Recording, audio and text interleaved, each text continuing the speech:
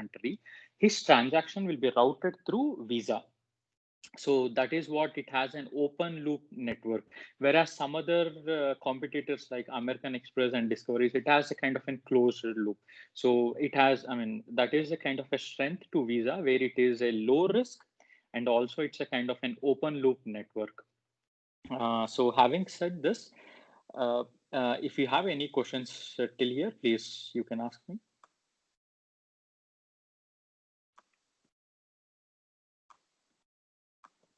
Okay, then I will go ahead. In case if there are any questions, please stop me. Then coming to the weaknesses, I'll talk about the next W. It's a W is for weakness. The current, I mean, we considered around 3 points here. Out of that, the first point was surging operating expenditures.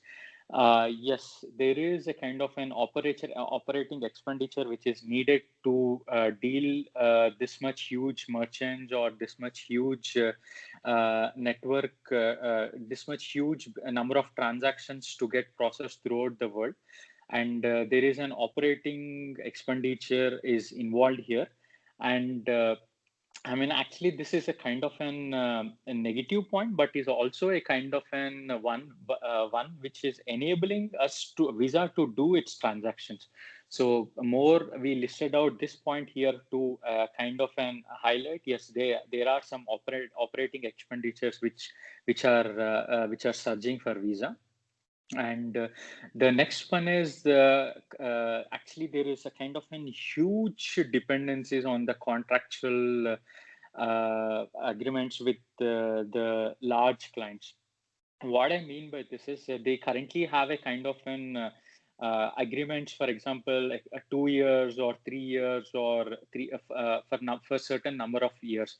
So because of this overburden, I mean, it's sometimes it's kind of an overburden, but because the businesses, they would like to evaluate their because of the changing technologies currently in the world, every customer or every client which has a kind of a contracts with the Visa, and they are trying to have a kind of an short term to medium term only, not kind of an long term. So there it's a kind of an overhead for them with the large clients due to dependencies on the contractual relationships. But this is also a kind of an uh, uh, we can see it in both sides. It has both sides for the coin, a positive and negative side. So it's up to us to see, but we consider this as a kind of an weakness. But over a period of, but this is also an enabling factor for their business to run. So it's more how you see it. And coming to the next point, yes, what Visa is doing is they are enabling the merchants to convert their payment enabling for their business with a low cost, low acceptancy cost, and which is a kind of an uh, because in the initial front they are because of the competitors in the world and because of the challengers, they are pushing for the merchants are pushing for a lower cost. But this is a kind of an unique for every scheme. It's not only specific for a Visa. So it's up to us to see how it's positive or negative. But these are the kind of things which we feel are a negative. Maybe if someone feels if there is more to be considered, feel free to ask questions here or add, please. Then coming to opportunities. In the opportunities front, actually, India is quite an example over here, which happened in December 8th, 2008, I guess, where Indian government actually demonetized two largest currencies, where they want to, due to whatever reasons it is, where the world or the huge market, actually Indian population is around 1.4 billion, 1.3 to 1.4. It's like it's out of the 7.5 billion population on the world, we are a kind of a huge consumer. So they really have a kind of a huge opportunity over here. I mean, where they can convert the cash transactions into digital transactions. Uh, then coming to the next cross-border volume transactions. Actually, what I mean by this cross-border transaction is, see, Europe is even a kind of a single European Union, but it has a kind it is an union of around many countries, and different diversities are there. So within Visa Europe, what they are trying to do is they are trying to achieve a kind of an integrate all the countries within Europe to do a kind of an like, for example, if I'm living in Germany, and if I suddenly tomorrow, if I want to travel to Croatia or to Switzerland or to Norway or Sweden anyway, so if I have a Visa card, I can do my transactions, or the Visa or they want to enable this cross-border network within the Visa Europe. So they already started this, and there is a huge market which they captured with this opening of cross-border transactions within the Europe region. Then coming to the next point, yes, they are also expanding not only in Europe, they are also expanding in other geographical regions like in Asia, mainly in China and in other countries where the population is huge. And also they are trying to achieve the expansion in China. That's what earlier I already mentioned. For example, if a China bank issues a China UnionPay card, it is also enabled on Visa network. Then within Germany, the transaction which is done for China Union for that card will be routed through China UnionPay. But if the Chinese citizen, he uses its cards in other countries, then it will be routed through Visa network. So these are the opportunities which I considered here. In case if you guys feel something we have missed it, please add here. Then coming to the last point, it's a threats. Yes, I mean, we currently listed down here 3 threats, which is more a kind of a specific, not only specific to Visa, it's more specific. I mean, I did not find specific threat anything to Visa over here, but these are a kind of a generic threats for any IT industries or any any business which is enabled on this payment processing their transactions. So I mean, these are straightforward. There is nothing to highlight. It's more like there is always cyber attacks possible, and always fraudulence are possible on your cards, and the I mean, currently a lot of governments actually they would like. That's what actually in India, the UPI is one of the example which Nishant was talking about, which the government itself is enabling the transactions to be done within the country on a digital platform rather than through a cash. There are a lot of benefits why it's on cash. Everything is debatable here. I'm not going into that front, but yes, there is a large exponential rise actually on the digital platform, and this is not. These threats are not unique to Visa, but these threats are kind of unique to all the players in the market. So having said this, can you please move to the next slide, please? Okay, but here I have one question. You're saying, right, this fraudulent and card theft, no, the digital theft, security breaches. Yes, customers are losing money because of the fraudulent activity, but Visa will not take responsibility, right? Visa is not going to pay back the bank and the card holder. They will generally, yes. For example, if I'm a card holder, then I will go to bank. I will not ask Visa, right? So yes, but still they need to maintain the this reputation. They need to have a highest security stuffs in their networks. But still, if somebody loses money, it's but Visa do not have to pay anything, or they will not take responsibility, right? Yes, actually, you also asked the question, and in your question itself, there was also answer. So yes, mostly whatever you said is right, but there is more to it. Due to constraint time, I will not go into that technical details as of now. Okay. So then let's move to the next point. I mean, here I would like to quickly cover in a small brief, and don't want to take much in the time of interest. So Visa is actually kind of an have a major shareholders actually throughout, and there are actually very good institutions, financial institutions, which are financial.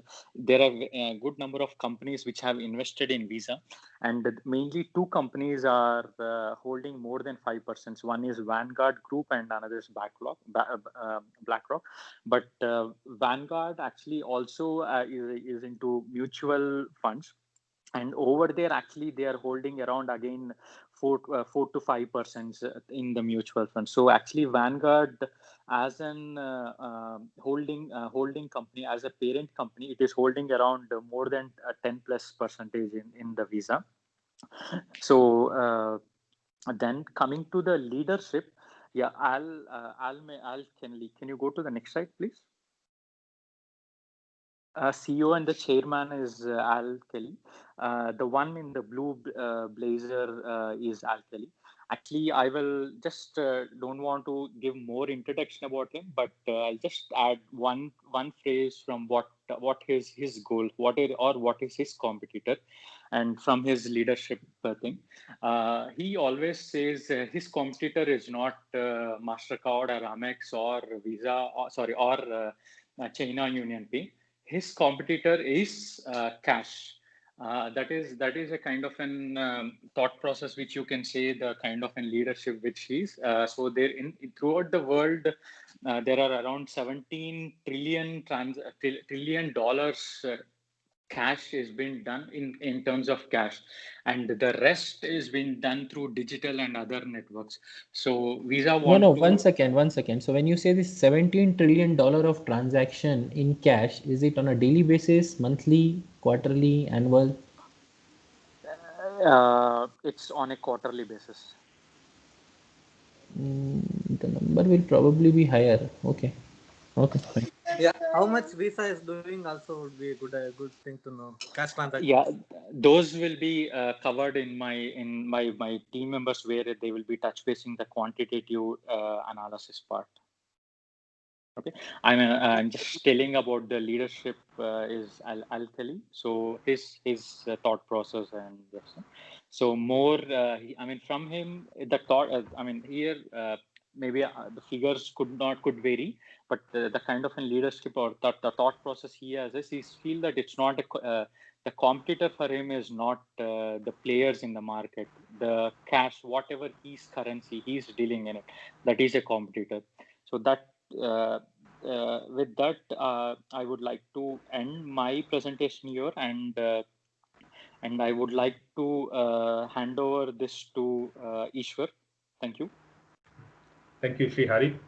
As Srihari mentioned, I'll be talking a little bit about the objective analysis. That means I'll be going over some key numbers. I think somebody had a question about the payments volume. So all of these figures are regarding the fiscal year 2019, so before COVID, obviously. And they last year they had a payments volume of $8.8 trillion dollars, which is related to the processed transactions. Ishwar, again, same question. So these are annual numbers, right? Yeah, that's right. Yeah, so these are annual numbers. $8.8 trillion of payment went through Visa. So swiping of debit or credit card. That's right. Exactly. And this is, what is the total market size? Do we have that? I I don't have that. I don't know Okay. what the total market size is.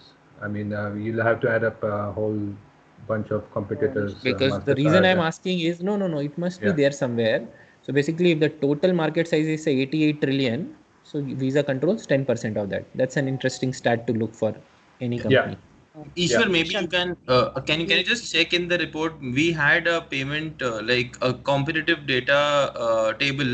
Maybe there we had this data as to, because Visa is the biggest like company in terms of allowing the maximum amount of payments volume. So probably in the report we will have a table where we will have this statistic as well.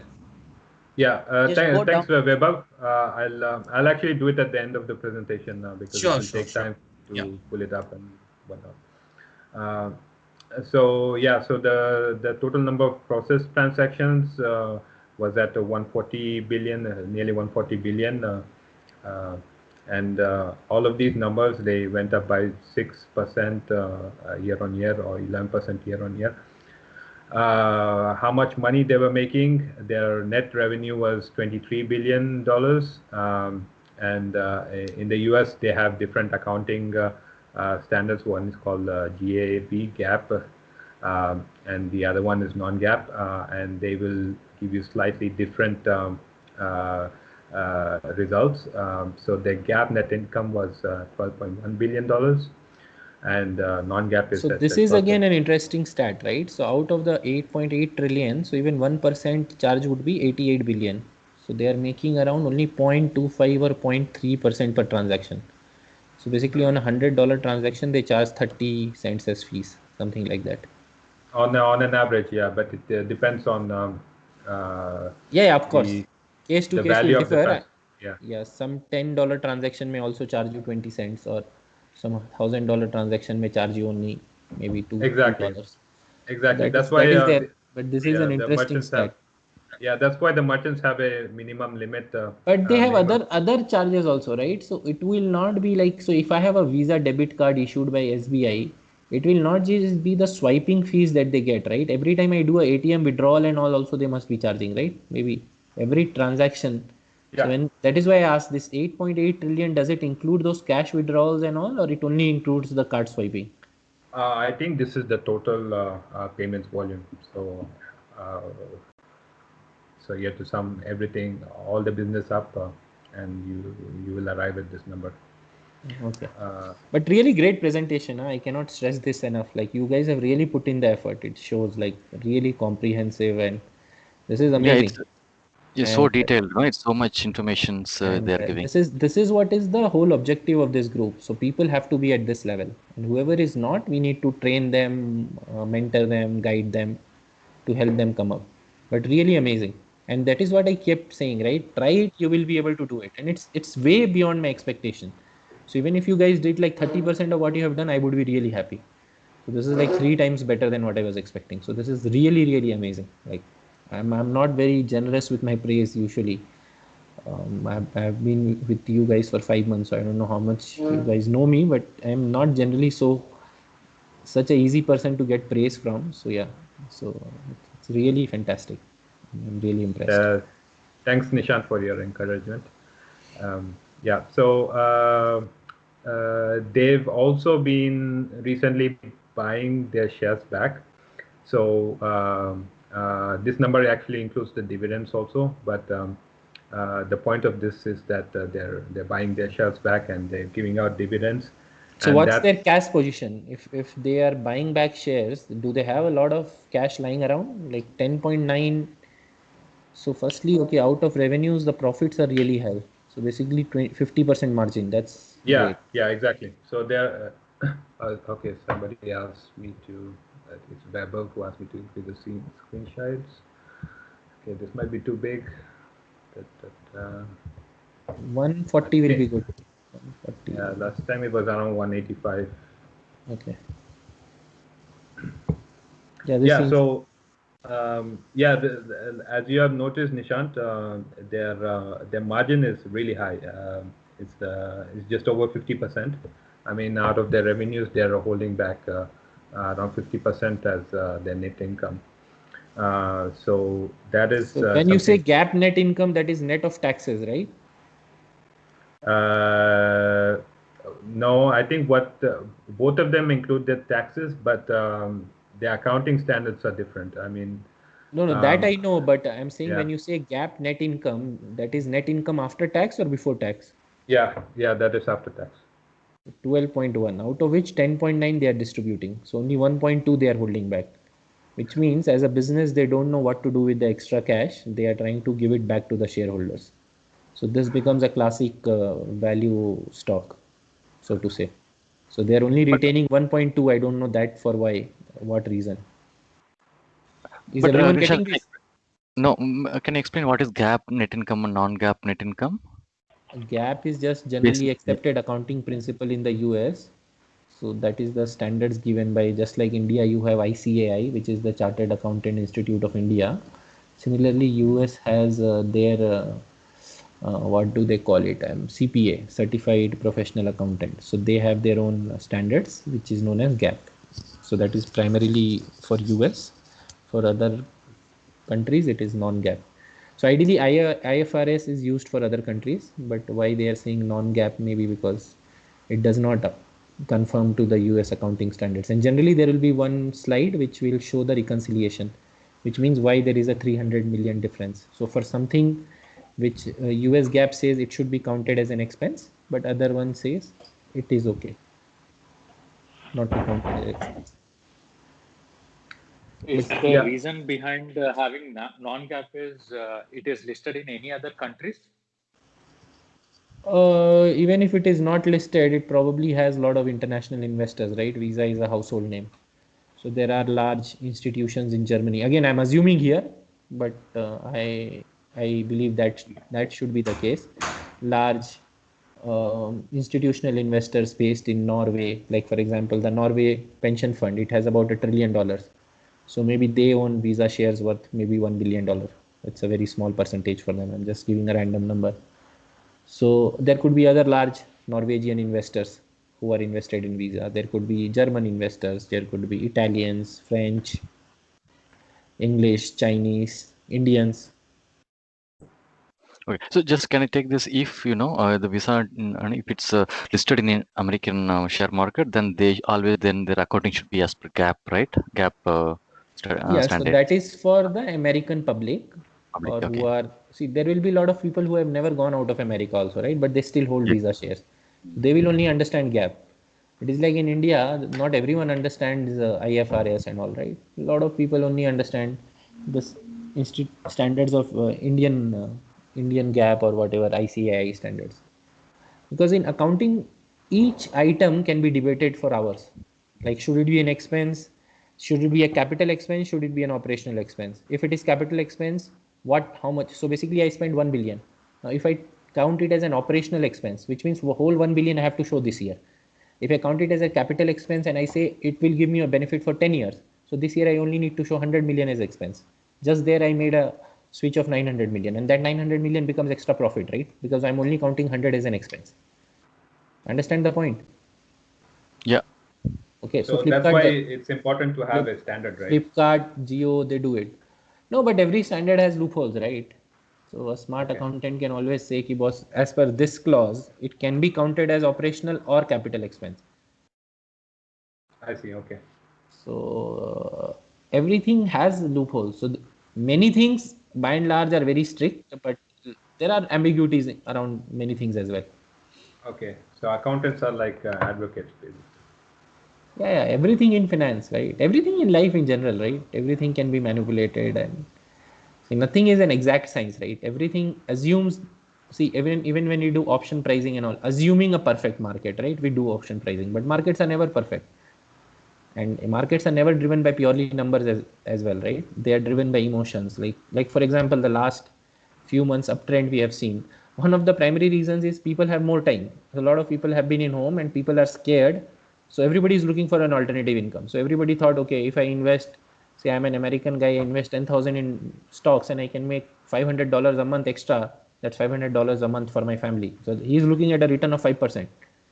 Now you get it for 2 months, but then third month you are minus 1,000. So net in 3 months you are at zero, back to square one. So that all happened, but the Robinhood, and obviously technology is playing a big role. It has made it very easy. Like I put this complaint on LinkedIn, so Upstock is chasing me now. So Upstock is a competitor of Zerodha in India, for those who don't know. So yeah, that's how it is. So technology is making it very easy. Your account is getting opened in a maximum of a day, sometimes in hours. Everything is online. So everything has a pro and con. But anyways, I don't want to hijack the conversation. Please go on. Okay.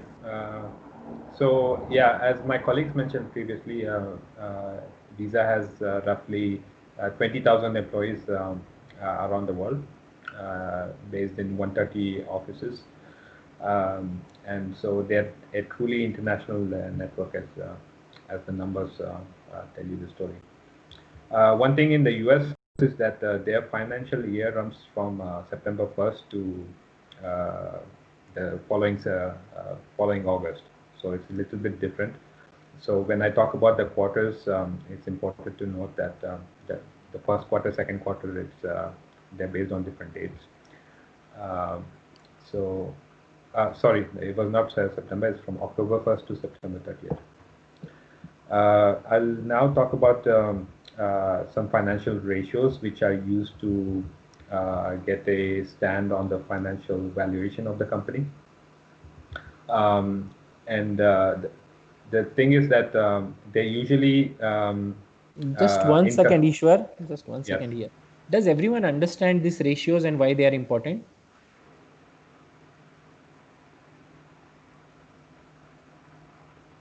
No, I am No. still looking into this. Yeah, me too. Nishant, like I plan to give like a brief introduction of the ratios, and of Okay, course, cool. Yeah. I mean, I'm not an expert, so like I'll need your input as well if I make any mistakes or something. Yeah, sure, definitely. So as I was saying that these ratios are usually in comparison to different companies in the same industry. So like if you want to compare a company to another company in the same industry, you would kind of use these ratios to figure out which one would be better in terms of a value investing perspective. Um, I mean, I'll talk about these numbers, but you'll get a better idea once my colleague Ranjit, he talks about companies such as MasterCard, who are competitors to Visa. Visa has a price to book ratio of 14.41. A price to book ratio means what is the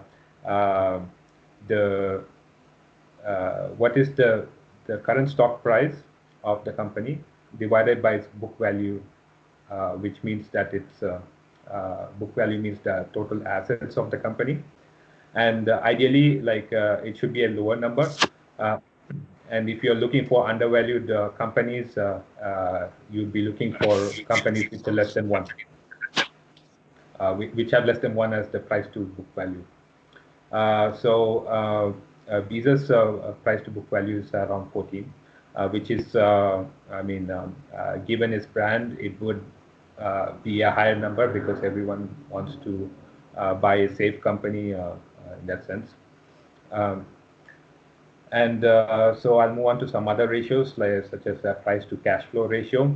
From what I understand, to get a honest perspective of a company, you'd be looking at the cash flow, which is basically the net amount of money coming in and going out on a trailing 12 months basis. If I understand correctly, in different accounting processes, like you would try to, people would try to manipulate the numbers, but a cash flow is a much more raw picture of the financial position of a company, in the sense that it is only counting the money that is coming out and going in. And so it only makes sense for a profitable company. Otherwise, you would have a cash flow, a negative cash flow, which doesn't make any sense anymore. And so for Visa, this is the number is around 37. Once No, again, Ishwar, that is not true. So there are companies which can be cash flow positive but still have losses. So okay, cash flow, like you explained, is only how much money came in and went out. right, But there are okay, many expenses which are non-cash items, which yeah, can convert the company into a loss. Just to give you a simple example, a company could have generated 100 million extra cash. So total cash received is 500 million and total cash went out is 400 million.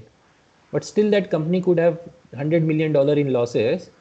The reason being that there are a lot of non-cash items that also happen. Like for example, depreciation. So depreciation is a non-cash item. So that can bring the company into losses. But that is actually not a real loss, because sometimes you can buy an asset and the government can give you an advantage to go for accelerated depreciation. So for example, you could have bought an asset for $1 billion, but as per the accelerated depreciation rule, first year itself you can charge 50% depreciation, which means 500 million you will charge in year one. Second year again you will charge 500 million. Basically end of 2 years that asset is worth zero as per your books, but in reality you will use that asset for 4 or 5 years, and that okay, 500 million anyways is not your spending, right? Because you already spent it as a capital expenditure while buying the asset, but now you are okay. showing it depreciation every year, 500 million. Okay, so but this is not reflected in the cash flow, right? Because it is, from what I understand, it's just like your bank Correct, statement where you exactly. have. So that is what I'm saying. So depreciation is a non-cash item. So that is why it Okay, is not reflected in your cash flow. So your cash your flow cash is flow. positive, but your profit and loss. So you were making a correlation between cash flow and profit and loss. So that's what I'm saying. And that is not there. Okay, Similarly, okay, the right. company could have given very large stock options worth say $2 billion. That will again come in your P&L, because the rules dictate that you show that you have given so much stock options, and say all of them are vested in this year. So you will have to account for all of that, but that don't come in your cash flow because you didn't give cash for it, right? You issued shares. Okay, right. Yeah, point taken. So basically, I mean, you cannot rely on a single ratio. You should use a combination of ratios to get a complete picture of Correct. But price to the cash flow is company. important, because a company has a very low cash flow, then there is always a danger, right? Because the company needs cash to run the business. So there is always the danger that a company which has very unhealthy cash flow, or basically if the price is 500 times of cash flow or 1000 times of cash flow, which means it can run out of cash, like it happened with Tesla and all. So then you need to keep going for FPO every 1 or 2 years. And that is why a lot of people were of the opinion that today Tesla being at a very high value should raise a lot of money one shot, rather than going to the market every 2-3 years. Right. Okay. Okay. Very good. So I'll move on to some Just of the want other to issues. Yeah. just want to understand why depreciation comes under cash flow, a non-cash flow. So when you have depreciation, you are not paying cash for it, right? So you paid cash to buy the asset. So that you already accounted for. Say you bought some plant and machinery worth $1 billion. You already accounted for it, right? Whatever, based on the logic, either one time as a capital expense, or you assume that the asset will be used for 10 years, so you are expensing it out, whatever, however you are accounting for it. Now every year again depreciation, you are not spending money, right? You are just reducing the value of that for your books. So in your books you don't want to show it as 1 billion, so after 1 year you want to reduce it. Now the government has given you the advantage that first year you charge 60% depreciation, so you already charged it. Next year the remaining 40%, but actually the asset will be used for 5 years, so rest 3 years you will be using it for free. But anyways, even this 600 million that you are showing as depreciation, you are not spending, right? You are just reducing the value of an asset you are holding. You are not going to sell that plant and machinery, right? You are going to use that. Understood? No, Okay. still not. Yeah, I have to check in detail. Yeah. Okay. Anyone else who understands depreciation wants to explain? I tried with one example. Nimit, you want to try to explain? Where is Nimit? Anyone else? Okay, fine, move on. Read a little bit about depreciation, how it is calculated. But basically, depreciation is a non-cash item. No, Nishan, I understand about depreciation, but it's only how it's recorded or it's considered in while documenting it or accounting it. That part is no, I'm not clear. So if you want, you can do it later. After finishing this session, we can talk about how it's accounted, why it's important to account it. No, that I explained last time also, right? There are many ways to account. So depreciation is basically, see, I bought a plant, $100 million. It will have some life, right? Yeah. So say if the government is not giving any advantage and we assume that this life is 10 years. So every year 100 million we will show as depreciation. That's it. So after 10 years, 1 billion will be collected. Then again, we will utilize this to buy another plant. Basically, we are reducing the value of that plant and machinery every year to show that if I sell it today, I will only get this much. It is not worth 1 billion now. It was worth 1 billion when I bought it, but now it is worth only 900 million. Okay, so that is as part of your every year. What is the value of asset you're holding? So that's it's part of tax paying, right? Or to pay the tax, or to take to avoid paying taxes. To reduce the tax liability, also to create a fund, right? If every year, see, prudent accounting says how much money I showed for depreciation, that much money I should keep aside to buy that asset after 10 years. That is called prudent accounting. So that amount will be with the company, but it will not be, they do not have to pay taxes for that. And they... Correct. So say if I showed 100 million as depreciation on this plant, I can keep a separate fund where I lock this money and let it earn interest or whatever. And let me not spend this money for anything else. Okay, now I got it. Yeah. But from a company perspective, this is not an expense. So for example, think about it like this. So when I talk about a Visa profit and loss, so do you guys have the profit and loss? Do you want to pull it up once? I don't have that document right away, but maybe I can just do it. Yeah, if you can I will just explain this because I think it is important. See, in these discussions, only these points come up. Otherwise, and also because it is easier to correlate now for everyone. So basically, once he pulls up the profit and loss, I will show you, like for Visa, their expense will be like employee salary. So employee salary every month they are paying in cash, right? But depreciation they are not paying to anyone. So the cash is not going out of the company. And your cash flow statement talks about whatever cash came into the company and went out from the company.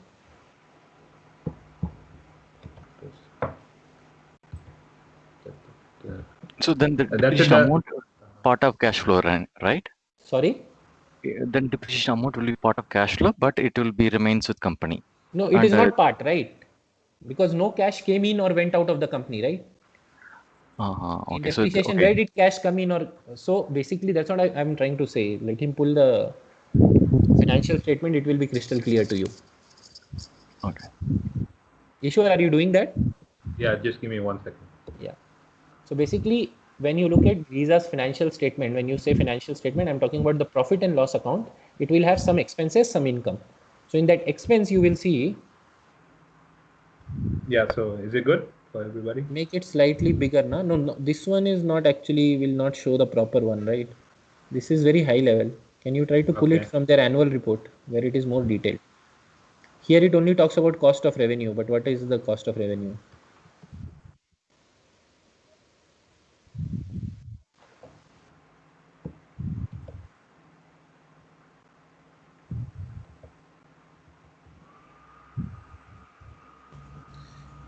Ishwar, I can do it if you...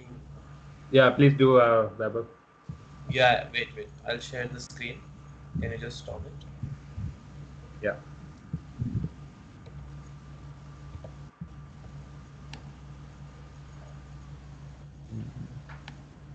Hope it is okay for all of you, okay? Because the reason I'm trying to show this is because it's important that we understand the concepts as well.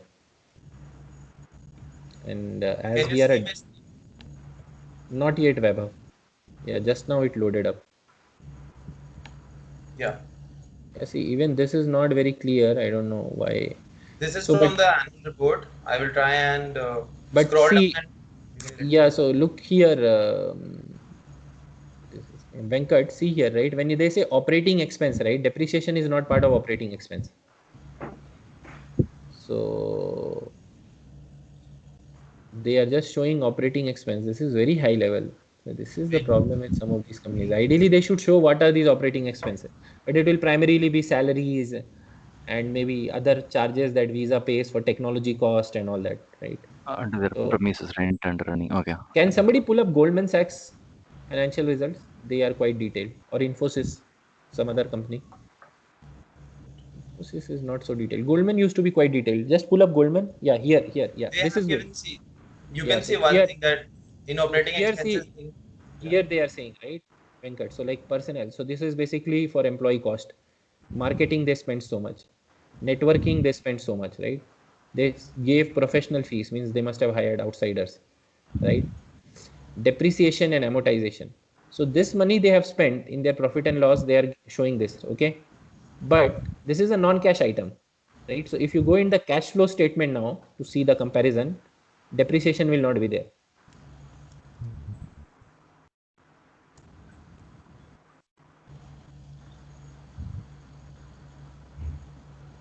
So if you see here, right, from operating activities, they generated so much cash. So operating activity is normal course of business. So whatever cash came in and whatever cash went out, 12 billion they had surplus. Okay, anyways, this is all. But basically this 12 billion that cash came in, right, this does not include depreciation. And then they invested in investing activities. Investing activities means they must have bought some kind of other company or some capital asset, which will give benefit for multiple years. And financing activity will be all their standard interest payment or dividends. So we just saw, right, 10.9 billion they allocated for cashback and all share buyback. So these all money is coming here. So that is what they are saying, that how much cash came in, how much went out, but it is actually minus number. That is why probably the ratio is so high. So if you see, Visa is actually negative 145 million. Means how much cash came in, more went out. Even 2018 the same happened, but in 2017 they had extra. So this extra cash of 4 billion they are used in these 2 years. So even if you see, out of 4.3 they have used 1.1. So again 3.2 is left. That is just for these 3 years. Maybe before they had more surplus kept or something. That we will get to know from balance sheet. Understood, Venkat, or still doubt? Yeah. Yes. Yeah. Okay. This portion I understood. Yes. Mm, Okay. okay. Cool. yeah, Okay. sure. Maybe you can. You have the balance sheet, right? In your. Yeah, sure, no problem. Mummy जुराबे तो उतार ले, घर में जुराबे पहन के घूम ले, जुराबे गंदी हो जाएंगी सारी नीचे मिट्टी से, जुराबे तो उतार नीचे घर में, जुराबे पहन actually mono.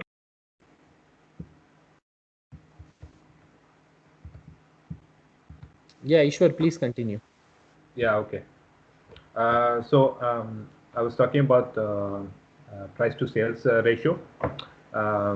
Basically, this is kind of related to price to earnings ratio as well. If the company is making 50% net income, then the price to earnings ratio would be double of the price to sales ratio, as is the case here in Visa.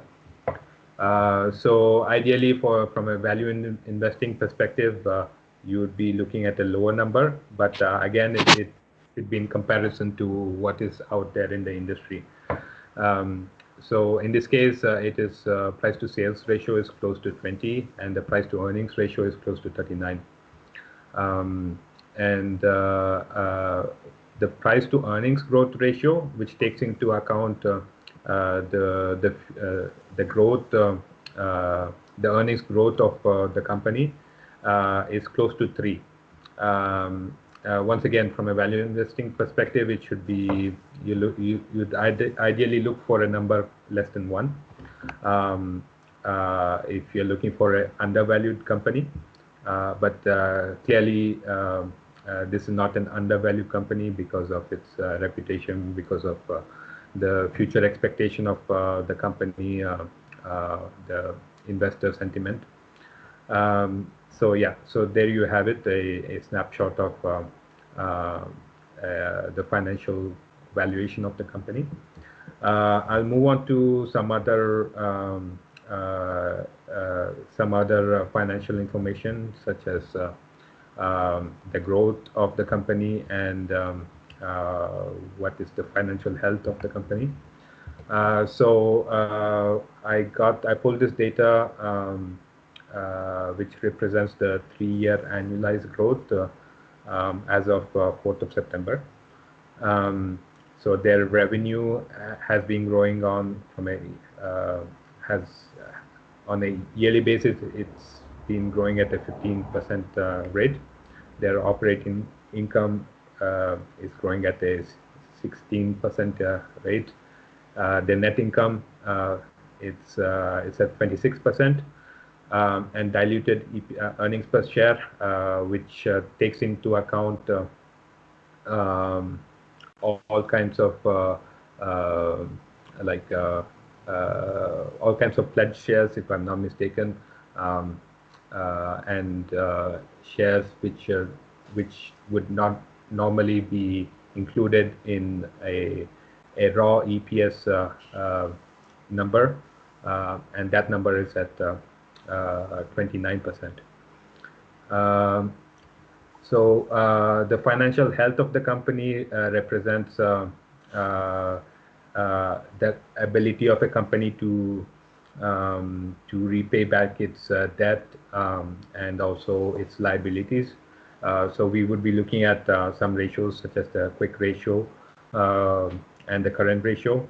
The quick ratio takes into account the cash and convertible marketable securities divided by the current liability, and ideally this number should be bigger than 1. Otherwise, you would have a potential problem of meeting your creditors. And the ratio is the current ratio. Again, this is a ratio derived by taking into account your current assets and dividing it by the current liabilities. This number should be greater than 1, and so it is. They've been taking on some debt lately, and their debt to equity ratio is at 0.69. Ideally, you should this number should not be bigger than 1. Otherwise, just one thing, Ishwar, for the yeah. debt, do you know what is the rate of interest that they are paying, and how much debt do they have, actual total debt? I don't recall the numbers, but it was a very low number. I think it's just I don't want to say anything foolish, but it did not shock me.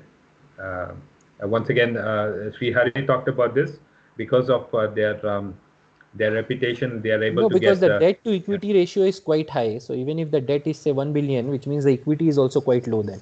So they have very less equity in the business. If you see. Yeah, in a sense. Yeah, that is. So then ROE should be very high. So I'll be interested to look at ROE then. One thing I didn't really understand was why the interest coverage is. I couldn't get any information on this. I don't know whether it is whether they're not paying any interest or I don't know. This thing was no very interest coverage. I think I don't know remember the formula on top of my head. I'll have to check it. Nishant, here you said equity is less. That means here, okay, the outsiders, invested in these companies they have the promoters owns more, or what it means? Equity is less means. No. So he's telling the debt is less. So say if the debt is only 1 billion, the debt equity ratio is 0.69, which means equity is only about 2 billion. So for an equity of 2 billion, this company is generating a lot of profit. Again, what we discussed in authorized and subscribed capital or issued capital. So maybe they issued shares at $100 each, 100 million shares or 1 million shares, whatever. So that we'll have to go to that and see. So doesn't mean anything, like in that sense, like doesn't mean outsider or whoever owns. I'm not talking about who owns the equity. I'm just talking about the total amount of equity. Yeah, so return on equity is only 40%. Nah? So the net profit was 12 billion, which means your equity is around 30 billion. It's a decent number, Ishwar, $15 odd billion. Yeah. Yeah, absolutely. Yeah, so I mean, these numbers represent the profitability of the company, and as Nishant said, it's they're quite promising. I mean, their net margin is over 50%. Return on equity is nearly 40%. Yeah, So so return net on margin doesn't matter as much, but the return on equity is very important ratio. So that is 39.4. That is very good. Return on invested capital, how you have calculated? You just took it from somewhere? Like what have they used for return on invested capital? So they have used equity plus debt, both. What have they used as the denominator? I just understood debt plus equity. I mean, Yeah, so debt plus the difference equity. between So debt is 20, say equity is with the return on equity of 40% and 12 billion was the return. So if we just extrapolate it, equity is around 30 billion and another 70% of it. So total is 50 odd billion dollars. Yeah, makes sense. It will be around that much. So understood, everyone understood? No. I mean, this number should be a lower number than the return on equity because it takes into account debt as well in the.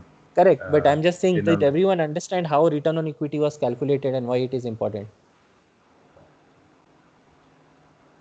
Hello. So return on equity is the complete equity, share capital, and the retained earnings. Correct. So the total equity plus retained earning of Visa is around 30 billion. And they made a profit of around 12. So when you divide 12 by 30, you get this number. 12 by 30 into 100, you get around 39.4%. I'm just using whole numbers. The numbers will be here and there in fractions. So when Visa was started, it was started with 30 billion equity or whatever new shares they have issued. We always look at book value, right? The par value of the share. Whereas the current market cap is 430 billion. So when you invest, you will not get this return because you will be buying the share at 10 times the price. So your return will only be 3 or 4% if you just wait for the profits. But obviously the share price should appreciate. But anyways, okay, I don't want to complicate. So, but yeah, this is a good number in terms of return on equity. And anyways, but Nishant, I have a question now. Visa issued its IPO on 2008, if I'm not mistaken. So is it from that point onwards or from the point that Visa was started in the 1960s or I forgot the date? Which one? Which number are you talking about? Return on equity. Return on equity is on the number at which the par value it was issued, right? So say maybe okay. So today I just now no, much before that. So basically okay. Just now I checked its market value is 430 billion, but okay, let's not go to market value. So IPO doesn't matter, right? This we discussed in detail, right? So maybe at the initial stage when Visa issued the share, it was issued at $1, say 1980, and they issued 1 billion shares. So 1 billion into $1 becomes your equity, 1 billion. That's it. That $1 is the par value, and even on day one, they would have issued at par value, but after that, initially they might have issued at discount also, sometimes less than par value. But then as the company starts doing well, always the shares are issued at much above par value. So maybe the IPO happened at $10. So this is not the IPO value, this is the par value. So if you go to the balance sheet, somewhere it will be how many shares Visa has outstanding as of today, and each share is worth how much. So just for the simple calculation, I calculated the equity to be around 30 billion. So if I take each share is worth $1 as par value, it will be 30 billion shares. But I believe the number of shares might be higher because generally they keep the par value below less than $1, sometimes 10 cents. But it might be higher also. So there are all kinds of companies. So we'll have to check that. Okay. Basically, it is all based on the par value of the shares. So maybe 30 billion shares at 1 becomes total $30 billion. And then your IPO could have happened at $10 also. But in IPO, they would not sell all the 30 billion shares. They might have sold only 1 billion. Because rest of the other investors would have continued to hold on to their shares. Or these 30 billion shares would not have happened overnight. They would have issued in tranches. 1 billion, 2 billion, 3 billion. I don't know, right? That we need to see the complete history of the company. that is much easier to determine for a new company rather than, no, we can just pull the historical data and see how the issues happened. Clear? Did I answer your question? Yeah. Okay. Perfect. What is net margin? May you know? Net margin is basically this number here, like net income divided by net revenue, if I'm not mistaken. So that's how much. So net margin is nothing but your profit after tax divided by your revenue. So you earned 100 rupees in revenue and you made a profit of 52 after tax. So it will be 52 by 100, 52%. Yeah, like So in that- Visa's case, it's 12.1 billion divided by 23 billion. So that basically means that the company has a very high profitability. So their costs are low. There are businesses which have net margin of only 2 or 3%.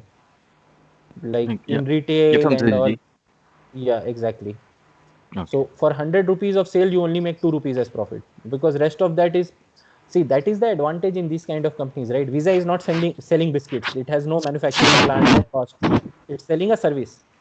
So like IT services companies have 30% gross margin, but then they have other expenses, marketing, sales, this, that. So some companies have 11, 12% net profit margin. Some have 18, some have 20, some have 24. So that is how they want to protect their margin. Generally, automotive companies works, I think 8 to 14 in that range, right? Automotive companies will be able to get.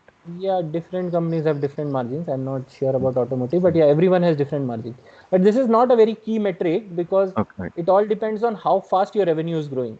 So even if your margin is 50%, but last year your revenue was 100 and this year it will only be 90, means its revenue is falling, that's a bad news. Whereas your margin is only 5%, but your revenue is growing 3 times every year. So last year your revenue was 100, margin was 5%, so you made 5 rupees as profit. As long as you keep your margin consistent and revenue is tripling, so next year your revenue will be 300 and margin being constant, your profit will be 15. So profit will also triple. So that's okay. So as long as your revenues are growing and margins are constant or growing, then it is fine. If your revenues is falling and margin is constant, then your margin is profit is also falling. If your revenue is falling and your margin is growing, then it is okay. But in a falling revenue, how will you grow margin? Where will you cut? Because revenue is already going down. So which means every year do you keep firing staff? That won't be motivating. So that business is in decline. And if a revenue itself is declining, that tells me that the business is probably not on a healthy path. So that is why if you go a little up, Ishwar, Yeah. just a little up. So these are much more important metric. No, just there only. Okay. Just a little down. These are much more important metric. That revenue is growing 15% year on year, and he has taken 3 years data, which means over the last 3 years, every year it is growing by 15%. So if 3 years ago it was 100, 4 years ago it was 100, then it became 115, then 130, 145. That's a good growth. Operating income grew higher than revenue, which means they were able to manage their cost well. Net income grew even higher, which means there was maybe some tax cut, which we know there was, right? In the US, some tax cuts was given. So that is why otherwise the operating income growth and net income growth will be very close by. EPS growth is even better, which means they have done some share buyback.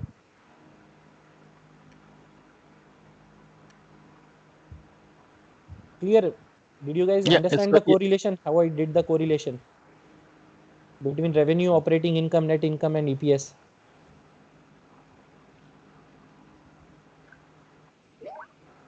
Okay. Cool. Nishant, I'm sorry, I have a hard deadline today. Okay, no problem. I can continue it in the next session. Sure, no problem. This is wonderful. Maybe not next session, we can park it and see how do you guys want to do it? Next session, close it, or park it and continue with blockchain next weekend and then come back to Visa. And we still have Netflix and Amazon to go. And today Akash is missing. So Akash, Tushar, Venkat, Raja, right? Raja also left now. Venkat, you are part of the same team, right? Venkat? Sorry, I was in mute. Okay. No, I was part of Nimit and Akash. Correct. So that's what I'm saying. So Akash, Nimit, Tushar, you, and Raja. So Tushar and Raja have got added. I told them to work with your team only. Akash told Okay. that he will work with the three of you, because Nimit told me he's busy this month. He may not be able to help with the presentation because he'll be taking those 2 sessions on blockchain. So Venkat and Akash can help Raja and Tushar. And anyways, Tushar, you wanted to do it, right? This Yeah, month presentation. no problem. So you guys first need to figure out a company and then start working on it. I don't think so it will happen this month, maybe early next month only, because this Yeah, month we even already I'm have Netflix and Amazon is pending, so they need to present first.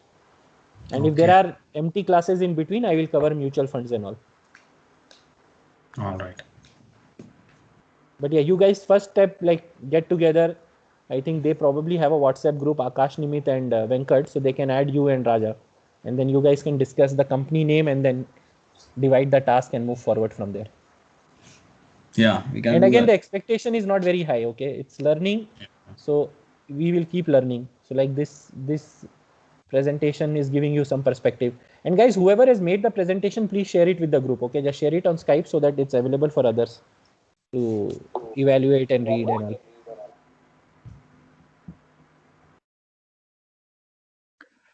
Okay, good. Thank you. Then I need to leave now. Okay. Thank you, guys. Guys, thank add you. me to your group for that particular WhatsApp group. Yeah, Nimit and I think Nimit has created this group. Nimit and Akash. Yeah, just share your phone numbers, guys, on either on the Skype or either on WhatsApp chat, and I'll add you. Okay. Yeah, I'll just share right away.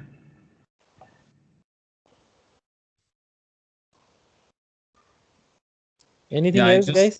I just messaged on WhatsApp group. Fine. So any questions? Any other questions? I have some time today, so I'm happy to take questions. Anybody went through some old video, has some questions, has some other kind of questions, just a generic question, something we discussed over the week. Yeah. As I am audible. Yeah, very Yeah, feeble. no. Venkat is very clear. You are feeble, Ranjit. Okay. But yeah, I can hear you. Nishant, I have one small question regarding the SEBI's move, what they made recently. I think Friday was the out. They want to push money to small caps and mid caps. Just your perspective, how it will be positive for a retail investor? So I don't say directly for retail investor, but in terms of capital allocation, it is good, right? So what was happening is, to give the background to everyone. Did everyone understand the question?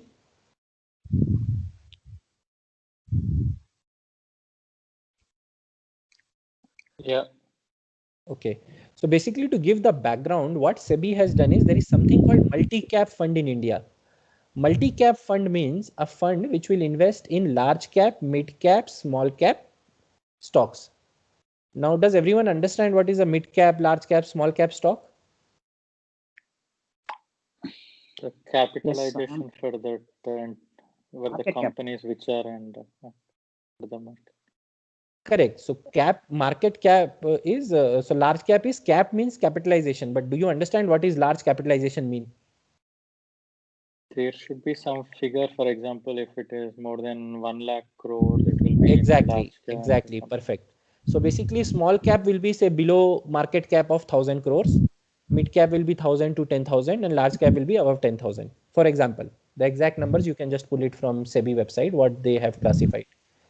So now what these mutual funds were doing is they were selling these multi-cap funds, but they were investing majority of the money in large cap, almost 60%.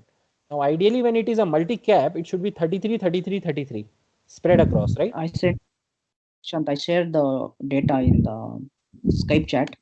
You can see Kotak Mahindra, literally, they don't have any small cap in their portfolio. No, don't send the portfolio data. So let me explain. Yeah, this is good, but I was thinking more like what is big cap. So basically, now what these guys were doing, but yeah, okay, that data may be also interesting, that some of them were not investing in small caps at all. Now, ideally, the allocation should be 33, 33, 33. Now, obviously, every mutual fund wants to keep some cash because there might be redemption also happening. And so unless your monthly redemption is equal to monthly inflow, you may not be able to repay the investor. That will not look good. So you keep some cash. So for example, a fund has 100 crores, a multi-cap fund. It will keep 20 crore as cash and 80 crore it will invest. Now 80 crore should ideally be 1/3 each. So 25 crores. Okay, you want to invest little more in large cap, you do 30 crore, 25. What these guys were doing is in small cap and mid cap, some were doing only 5 crores out of that 80, and the rest 70 is going to large cap. So it is like behaving like a large cap fund only. So the name is a miscommunicator, multi cap. Now what SBI is saying is, SEBI is saying is, under no circumstance, if you sell a multi-cap fund, you will have less than 25 each. So you'll have to have 20 out of 100 crore, 25 crore in large cap, 25 in mid cap, 25 in small cap, minimum. So maybe the fund managers are conservative, they will put minimum in that and the rest in large cap and the rest in cash. Is this clear to everyone? What is happening? How it will be beneficial, Ranjit, not to the retail investor, but in general to the good small and mid cap, they will have access to more money now, right? So for example, if these multi-cap funds have total 1 lakh crore and they only have invested 5% in small cap plus mid cap. So that means 5,000 crores. So rest 45,000 crores now they have to redeploy. So it will be bad for large cap where you will see some selling, but good for mid cap and small cap where you will see some buying. But then it will be volatile, right, for retail investors? Sorry? Yeah. Like if the small companies, they go bankrupt or anything, then it's lost for retail investors. No, but who will go bankrupt? I'm not like able to if the small companies, they have higher chance of like closing their business or something like that. This can be, I understand what he is telling, Nishant. I think the valuation will be super crazy now because of this push. So their P ratio and their share price will be going up. So they use this share price as a market evaluation, as a valuation, as a collateral, and they will get a loan. Let's say at the worst case, they been Who to will bankrupt. get a loan? The shareholders, I mean the small caps companies, they will go for a loan.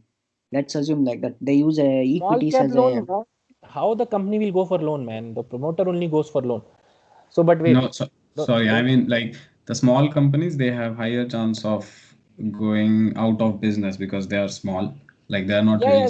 See. This is a small cap means what? The capital market capitalization is say less than 1,000 crore. 1,000 crore भी कुछ छोटा amount थोड़ी है. Now it depends. Now if the company has 1,000 crore market capitalization, what is its P ratio? If P ratio is 20, which means the company has a profit of 50 crores per year.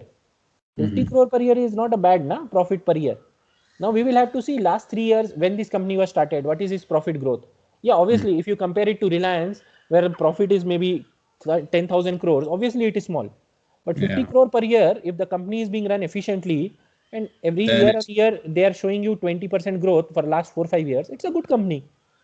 So the parameters are same. Whether you are evaluating a large cap or a small cap, the parameters are same. Why it is a small cap is because maybe it is in a niche business. The industry itself is not that big. Now every industry you cannot do large business, right? Maybe it's like a coaching center. Take simple example. It's a coaching center. It is one of the best coaching center in Bangalore, and they coach students on CA, CFA, whatever, IIT and all. And they had maybe 1 lakh students. They started 5 years ago. 2016 they had 1 lakh students, and they made a profit of 20 crores. 2017 they made a profit of 25 crores. 2018 they made a profit of 30 crores. Now whoever is running this company decided कि चलो list कर देते हैं. This company is valued at 1,000 crores. That's good enough, right? So the guy who started it has made good money by selling some shares, and after the lock-in is over, he can anyway sell little more shares, whatever he owns, whatever. So it is good for him. Other investors also have a pie, and now we need to see what the company's plans are.